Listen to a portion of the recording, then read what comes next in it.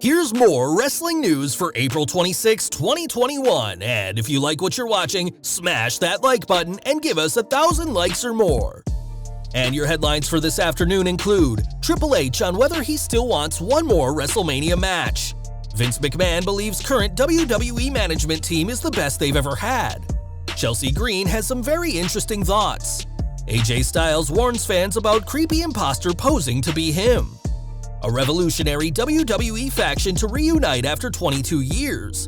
John Cena drenched in blood on set of Peacemaker HBO Max series.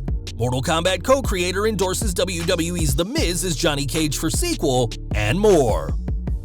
We're starting this video with Triple H, unquestionably one of the biggest names in WWE history, but he hasn't competed much as of late.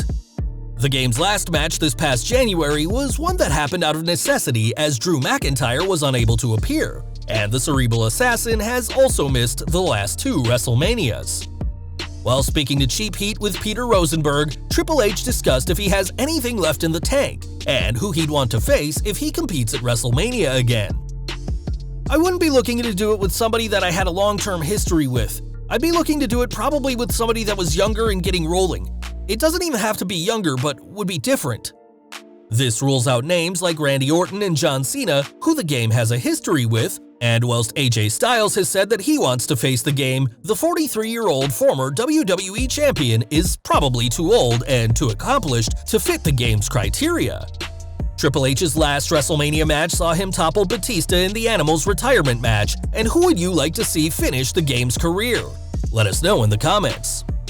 Whilst the Game's in-ring career may be over, he's continuing working as an executive behind the scenes, part of a huge team that makes sure WWE keeps making money. Last Thursday, Vince McMahon spoke during the 2021 first quarter investors call and had plenty of praise for the team he leads. Speaking about the past year, McMahon has said that the only way a company has thrived is by having the best management team in WWE history, and says that they currently have that team.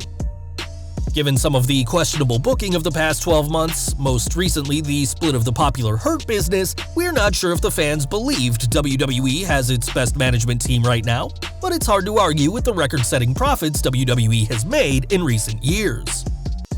Last week, WWE released 10 superstars as part of what they called cost-cutting measures, and Chelsea Green has been very active since her release. Not only trademarking her own name, Green also announced her new podcast and now has revealed a desire to transition to the big screen. On Twitter, the former SmackDown superstar said she'd love to be killed in a horror movie and is willing that into existence. This got a response from AEW's Abaddon, who told Green, "I got you," and that may be something that the hot mess needs to worry about. Footage of Green was recently used by Impact to tease that she may be returning to the company at their Slammiversary event, and even if she doesn't appear at the event this July, fans may still see Green on their screens, albeit in a horror movie setting.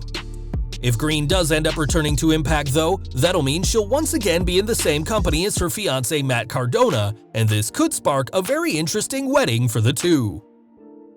On Twitter, Green responded to a fan saying they'd love to see their wedding play out on Impact TV, and the hot mess teased that this is something that they should do. Given how bad wrestling weddings tend to go, from Stephanie McMahon and Test to Lana and Bobby Lashley, it'd be nice to have one successful wedding ceremony in the ring, but that all hinges on whether Green returns to the company, as Impact has teased. Back to WWE, and as a Grand Slam champion, AJ Styles is one of WWE's most recognizable stars, but the Phenomenal One would like to remind everyone that only he is the Phenomenal One.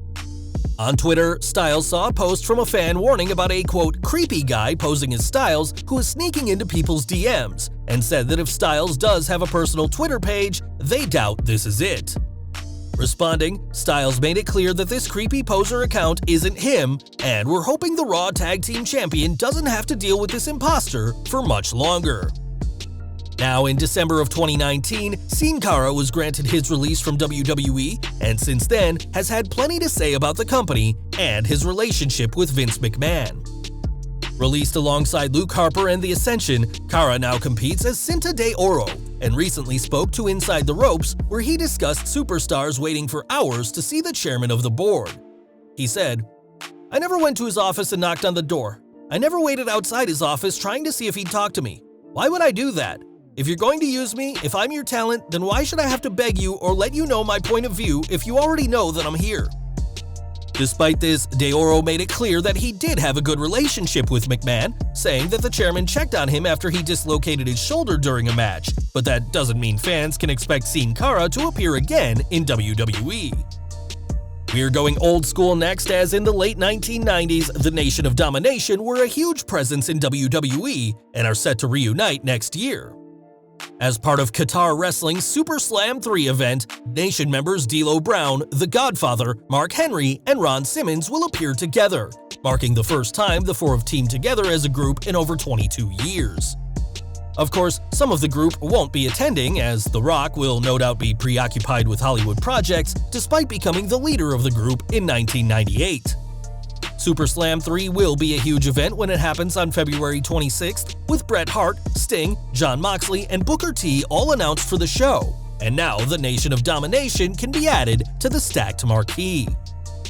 Back to the present, as John Cena is quickly becoming a big name in Hollywood, but becoming a part of the Suicide Squad is clearly very messy work. On social media, photos emerged of Cena on the set of HBO's Peacemaker series, where he'll play the title character, and Big Match John is drenched in fake blood from head to toe. Given WWE's strict no-blood policy, it's quite a novelty to see Cena drenched in blood, and though we don't know whose blood it is, it's probably not Cena's character. The Peacemaker series will be a spin-off to the Suicide Squad movie, which will also star Cena and hit cinemas this July, and we'll have to wait and see just how messy things get for the 16-time WWE World Champion.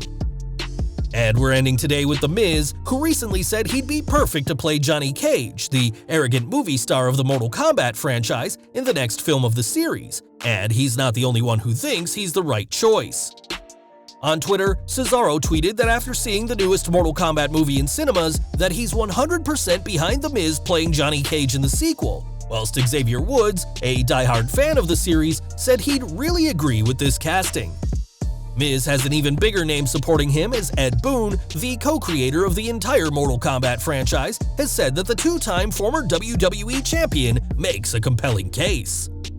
We'll have to see if a sequel gets made, and if The Miz gets to expand his acting chops past WWE studios. But with years of acting experience and the chops to pull off the franchise favorite, The Miz's desire to be Johnny Cage may be much more than just wishful thinking. Well guys, that's our news for today. Please share your comments below. Also hit the like button, subscribe to our channel, and hit the bell icon to receive all notifications. And as always, thanks for watching.